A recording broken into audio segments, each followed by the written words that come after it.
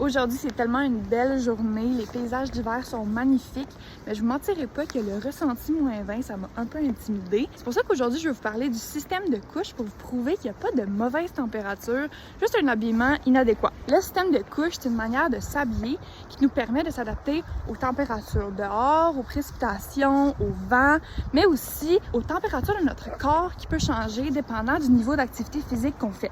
La première étape, c'est la couche de base. L'important, c'est que ce soit un vêtement collé à votre peau, donc pas trop ample, mais aussi que ça ne garde pas l'humidité. Par exemple, ça peut être en laine de mérino ou en synthétique. On veut juste pas quelque chose comme du coton qu'une fois que ça va être mouillé, va prendre énormément de temps à sécher et vous garder complètement gelé. La prochaine couche, c'est la couche intermédiaire.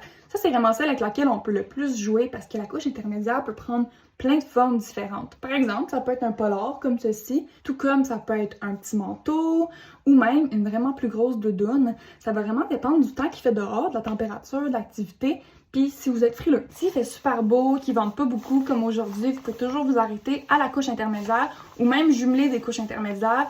Mais s'il fait moins beau, s'il pleut, s'il neige, il faut une couche imperméable. C'est là que la couche extérieure ou la coquille vient en jeu. La couche extérieure, c'est pas quelque chose d'isolé qui va venir rajouter de la chaleur comme vos couches intermédiaires. C'est vraiment juste une barrière imperméable. Vous avez sûrement déjà entendu parler du Gore-Tex dans le contexte des coquilles. Votre couche extérieure n'a pas besoin d'être en Gore-Tex. L'important, c'est qu'elle soit imperméable. L'avantage du Gore-Tex, c'est que ça respire très bien. Donc, pour ceux qui veulent courir ou aller en randonnée plus intense, faire du touring, ça peut être super avantageux. Finalement, on perd quand même une bonne partie de notre chaleur par nos extrémités. Donc, notre tête, nos mains, nos pieds. Donc, c'est vraiment important d'avoir une bonne tuque, des bonnes mitaines, des bons bas qui montent jusqu'au tibia pour pouvoir profiter pleinement des temps froids. Mais attention, c'est pas un appel à surconsommer. Souvent, vous avez chez vous ce qu'il y a de nécessaire pour créer un bon système de couche. Il suffit juste de bien les agencer.